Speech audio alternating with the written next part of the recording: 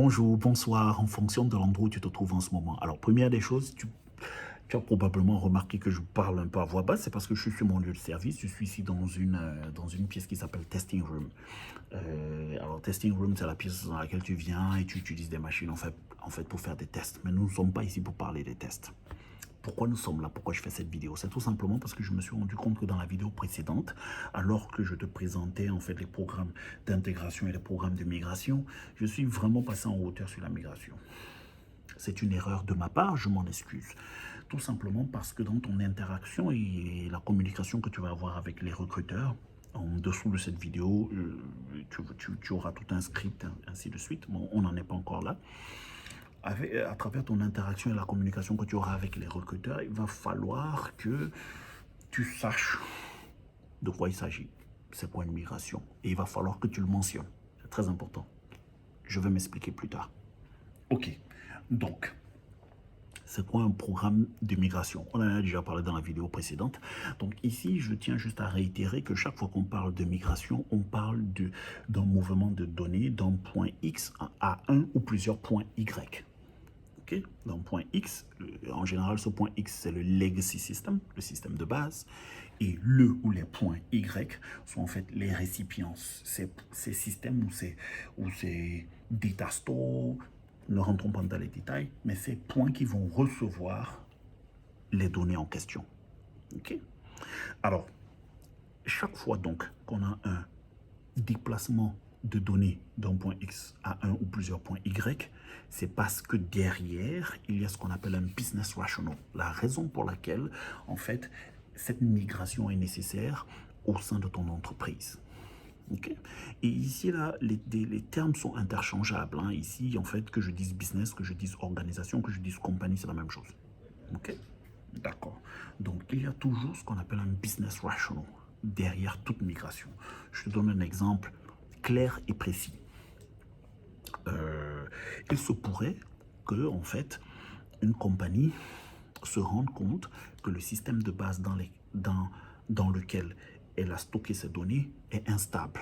Instable au niveau de sa technologie qui est totalement désuète, instable peut-être parce que l'environnement de ce système n'est pas totalement secure, c'est-à-dire la sécurité de cet environnement n'est pas au standard, au niveau requis, par exemple, ou tout simplement à cause des nouvelles technologies, entre autres le cloud, on se dit il faudrait qu'on enlève, donc qu'on migre, qu'on enlève nos données de cet environnement et qu'on le mette dans un meilleur environnement qui est plus accessible, où la sécurité est plus adéquate, ainsi de suite.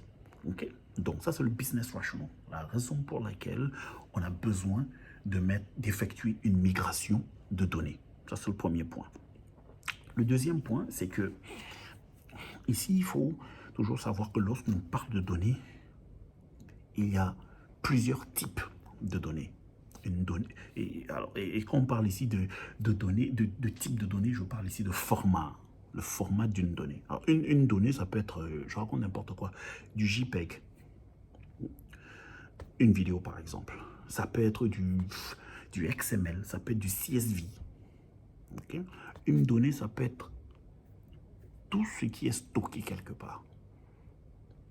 Une fiche Word, un document Excel, PowerPoint, par exemple.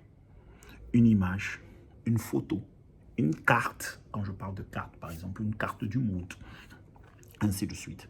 Ça peut être tellement de choses. Donc, une fois qu'on a compris le business rational, on veut maintenant s'intéresser spécifiquement aux données qui vont devoir être migrées et comprendre très vite le format de ces différents types de données. Ok, ça c'est la première des choses. Une fois qu'on a compris le format de ces données, bon, déjà on peut penser à la quantité de ces données. C'est super important. Et pourquoi?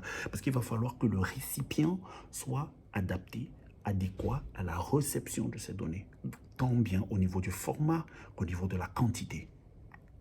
Okay? Donc tout ça là, ce sont des analyses qui vont être mises en place, entre autres, par toi, le chef de produit informatique. Mais ne t'inquiète pas, Je vais te montrer comment faire. Ce n'est pas aussi difficile que ça en a l'air. Donc bref, qu'est-ce que je disais? Le format des données, la quantité de ces données-là. Par exemple, est-ce qu'on est en train de parler de terabytes, de gigabytes, ainsi de suite, la quantité de ces données. Ceci aussi, enfin, afin de pouvoir faire ce qu'on appelle du data mapping. Alors, le data mapping, c'est un terme anglais, une fois de plus.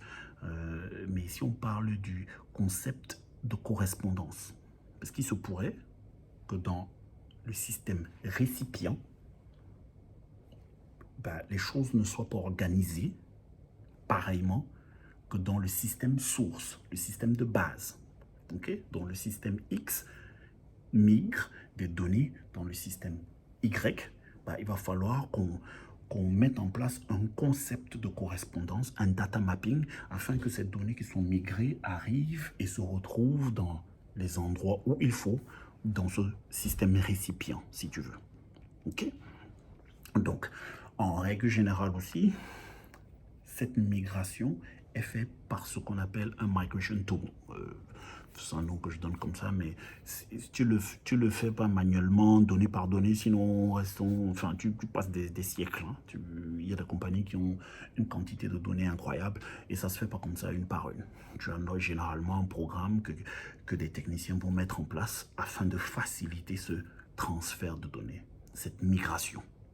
Mais je suis ici en train de te parler des différentes étapes qu'il va falloir que tu commences à t'accoutumer. Enfin, il faut que tu t'accoutumes en fait à cette espèce de langage. Okay. Donc, le concept de correspondance, data mapping, et le point d'après, en fait, comprendre comment la migration en elle-même est effectuée, en règle générale, à travers ce qu'on appelle un migration tool. Ok? Donc, une fois donc qu'on a utilisé, une fois que tu as mis en place le concept de correspondance, le data mapping, et que tu as utilisé ce migration tool, c'est-à-dire ce programme qui va effectuer le transfert des données du système de base au système récipient, en fait, maintenant, tout ce qu'il va te falloir faire, c'est mettre en place des formes de tests, juste pour savoir si les données que tu as migrées et qui sont présentes dans le système récipient ne seront pas corrompues. Et quand je parle de corruption, je raconte n'importe quoi. Je suis sûr qu'il t'est déjà arrivé sur Excel, par exemple, de copier une table pour la mettre sur une différente page, toujours sur Excel. Et tu te rends compte qu'au moment où tu mets, en fait, tu copies and paste cette table sur la nouvelle page, il manque par exemple une colonne. Il serait très possible que quand tu as effectué la migration du système de base au système récipient, il manque des informations. Donc il va falloir que tu fasses des tests. On va rentrer dans ça en détail, hein, donc ne t'inquiète pas. Il se pourrait donc que quand tu effectues des tests, tu te rends compte que ça n'a pas l'air de marcher. En règle générale, ces tests sont effectués avec ce qu'on appelle des dummy data. Okay? Donc, une fois que tu as établi ton data mapping, ton système de correspondance, tu vas d'abord utiliser comme ça des données de test pour effectuer ce test et voir comment ces données se comportent dans le nouvel environnement, okay? Dans l'environnement récipient. Et tout cela te permettra de faire une analyse générale du transfert de données pour ce programme de migration bien spécifique. De dire, avec ce type de données, je raconte n'importe quoi, des images par exemple, nous avons un souci. La quantité est trop grosse, la quantité est très grande. Donc, une fois qu'on effectue le transfert, cette donnée-là, dans le système récipient, se comporte de telle façon, ainsi de suite. Donc, je suis déjà à 9 minutes, je regarde sur mon écran pendant que j'essaie de te faire la vidéo. Et enfin, le point ici, c'est de ne pas dépasser les 10 minutes. Mais j'espère que cette vidéo t'a donné comme ça une idée de c'est quoi un programme de migration au niveau des différentes étapes à couvrir. Nous rentrerons dans les détails par la suite, mais tu comprendras très vite pourquoi j'ai fait cette vidéo. Quand tu vas apprendre le script que je t'ai donné, c'est quelques lignes, hein. Quelques lignes, ne t'inquiète pas. Mais ce script que tu vas répéter aux recruteurs, contient une ligne qui parle de programme de migration. Donc, il fallait que je rentre juste un peu dans les détails. Nous sommes à presque 10 minutes. Merci, merci, merci. Et regarde la vidéo suivante. À tout de suite.